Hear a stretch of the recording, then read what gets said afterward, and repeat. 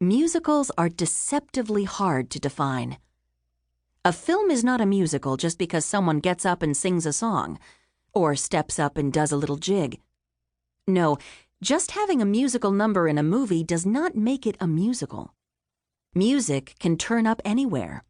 Sometimes gangsters go to nightclubs and a chorus line dances out, and after doing a little number to set the atmosphere, they disappear or recede into the background. Street singers on the sidewalk can appear in horror films.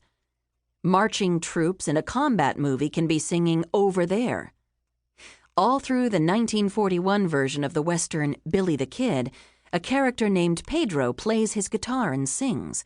And when the leading lady, Mary Howard, has a birthday party, the entire cast sings. In Captain's Courageous, 1937, in which Spencer Tracy inexplicably plays a Portuguese fisherman, and even more inexplicably wins an Oscar for it, Tracy sings. The idea is that all Portuguese fishermen would naturally sing because they're Portuguese. Or maybe because they're fishermen, since the whole crew sings shanties while they chop and prepare bait. Their boat is a musical universe, except that the film is not a musical, and neither is Billy the Kid. These films are using songs, but are not presenting music as performance.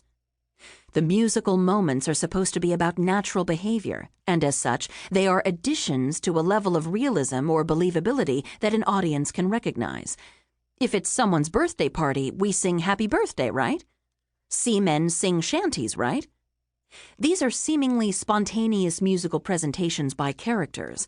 The movie is asking a viewer to accept them as real behavior, not musical movie behavior. Spontaneous musical presentation can be stretched pretty far in movies, particularly if a star associated with singing does it. Songs can appear out of the blue. Marlene Dietrich, playing a jewel thief, sits down at a piano somewhere in Spain and calmly warbles a tune designed to seduce Gary Cooper in Frank Borzegui's 1936 Desire, and Cooper falls for it. Dietrich is and always was associated with her Blue Angel falling in love again tactics, which could ruin an innocent man's life, so her prior films and established persona make this single song seem natural. Dietrich even manages to insert a little faux dance. She wears an off-the-shoulder black gown adorned by thin feathers sewn to stand up around her arms. These feathers are set in motion by her hands moving across the piano keys. The feathers do a little hula, sinuously waving at Cooper as if they were tiny fingers beckoning him near. When Dietrich shifts her mood and suddenly begins to play her song at a faster pace, turning it into a jaunty little flirtation, the feathers speed up too. They pep up into a saucy little tap number. Dietrich sings, but also manages to dance through fashion, without ever getting up off the piano bench. Dietrich could pull off musical numbers motivated by fashion excuses like no one else. In Blonde Venus, 1932, also not a musical, although she does play a housewife forced to become a performer to support her family, she comes on stage dressed in an ape suit. To get out of it, she does a show-stopping striptease, tantalizing her on-screen audience by slowly emerging, wearing diamond bracelets, feathers, and a blonde afro wig and singing Hot Voodoo.